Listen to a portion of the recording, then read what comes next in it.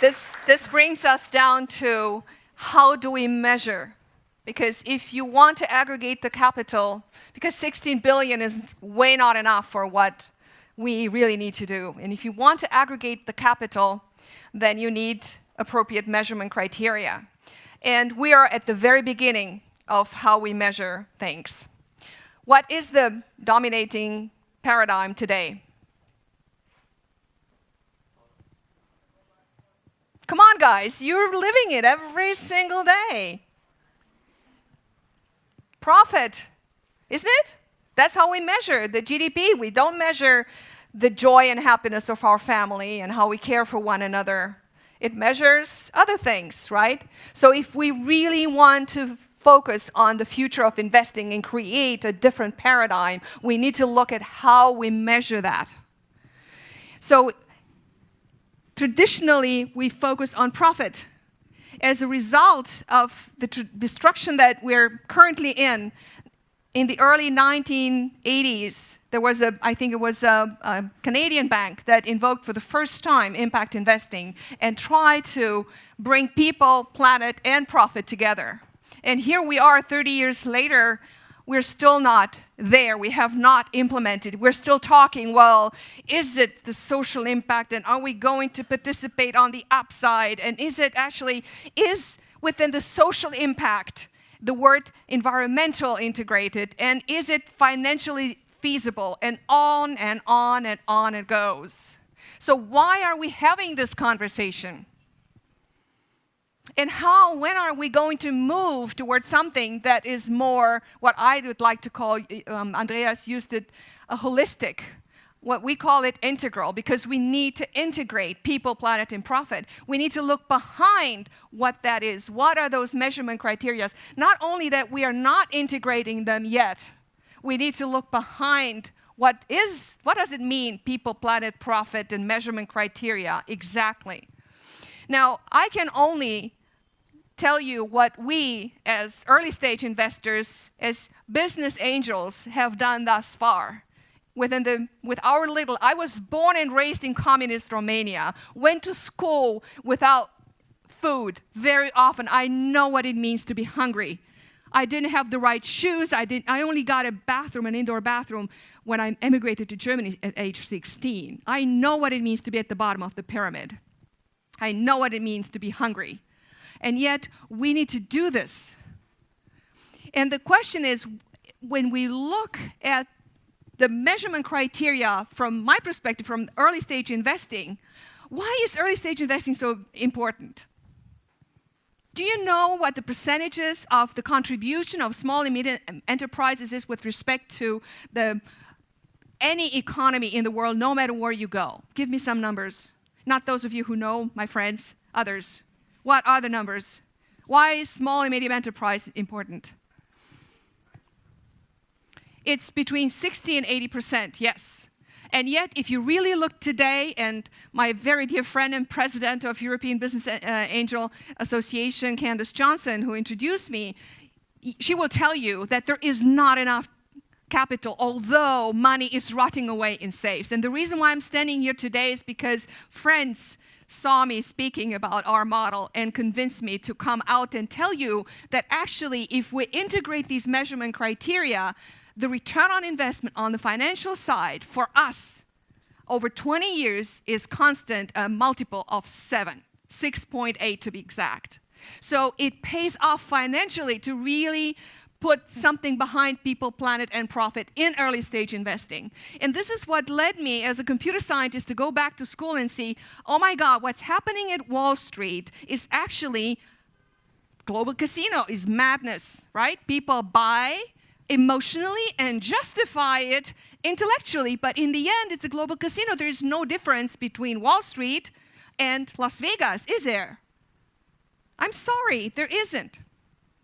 Right? So when it comes to really translating and really trying to move the energy, we saw, why am I holding this?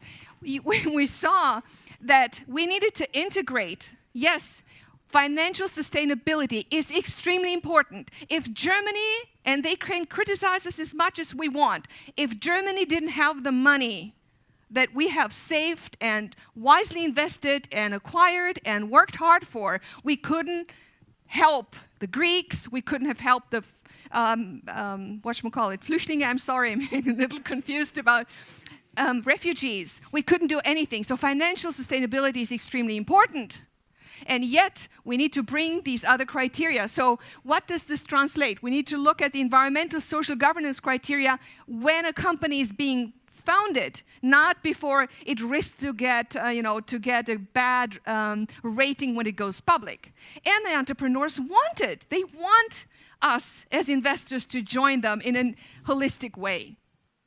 So, integration of people, planet, profit occurs with measurement criteria, and those are in place. And yes, it is financially much, much more feasible. Not because I say it with my little investments over 20 years, but because the numbers say it. And go to the website, UNPRI, the numbers are there, the research is there, it's happening.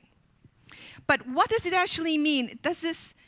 Is this the beginning of measurement criteria, or is there the end of it? What does it mean when I speak when I speak with an entrepreneur and I'm really ready to invest into him or her team? What does that mean? We're having to do with people who have hearts, who have emotions, who have feelings, who live in a context of a culture. And that culture, that level of consciousness needs to be looked at. Why? Why is that important to look behind? To really analyze the team and the people way beyond a background check that is the current practice in venture capital. Why is that important? Why are the agents important and their level of consciousness? Come on, guys, I know it's late, but hey, we're going to sing and dance. The lady is going to come here and entertain us. Why? Work with me here. Exactly. Those are the people who are actually doing the job. So did we have the right rules in place when LIBOR occurred, or Madoff scandal, or Lehman Brothers for that matter? Did we have the right regulations in place? Yes or no? Yes, we did. We did have the SEC regulations. Of course we did. But the people didn't listen to them. Why? Because their level of consciousness was not in place. And when nobody looked at that, right? Did they? No, they didn't. We just give jobs to people that have graduated from schools, that have a high GDP, GDA grades, right? So another GPA, thank you. But I was curious on what else can be added to the ESG criteria, to the people, planet measurement criteria. I went to school and I thought, this is all psychology. And I got at age 50, I got my PhD in psychology. And I learned about tools that can be applied to really de-risk your investment in a most beautiful way, not to check out on people, but to build a team of family that works together toward aggregating capital toward the good stuff that we decided it's important to do. So we looked behind, and I came across a model that is called the integral model. And those of you who are interested, call me, join us, give us a, join Jochen, join Sasha, you just call us, let's work together and develop it. However, the integral model helps you bring in the culture and de-risk by bringing in ethics and morals and emotional levels of mastery, and the individuals identify their levels of consciousness to make sure, will they actually keep their promise or not?